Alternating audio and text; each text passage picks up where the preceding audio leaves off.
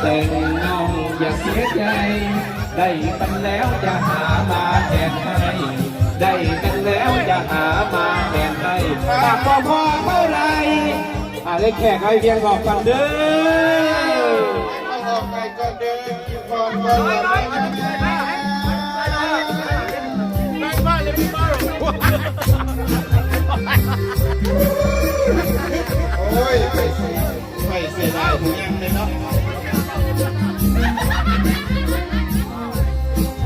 เจ้าบ่าวแต่งกายใส่เสื้อสีไทยหนุ่มเสื้อไหมเบียดแขนเจ้าสาววันนี้ใส่ชุดสีแดงเจ้าสาววันนี้ใส่ชุดสีแดงโอ้ยมาสมกันแท้สมกันแท้กันเอ้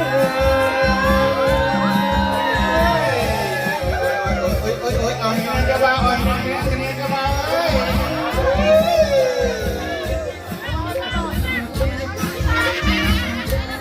แม่เท่าเอ้ยแม่เท่าเอ้ยลูกเคยมาแล้วแม่เท่าแก้วช่วยเปิดประตูให้เด่นมือสั่นวันดีเพื่อนฟูงและเท่าแก่พร้อมพากันแห่ลูกเคยแม่เท่ามา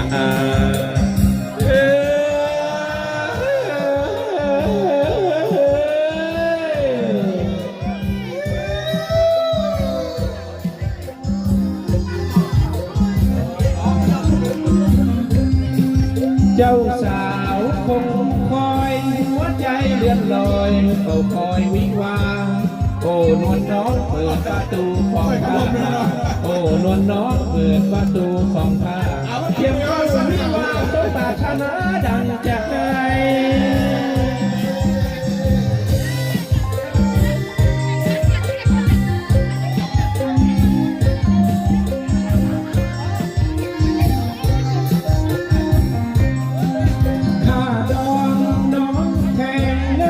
บ่พอแต่งน้องอย่าเสียใจได้กันแล้วจะหามาแทนให้ได้กันแล้วจะหามาแทนให้หากบ่พอเท่าใดและแขกจะไม่เวียนออกก่อนเพราะได้บอลในครูบ่าวสาวเนาะ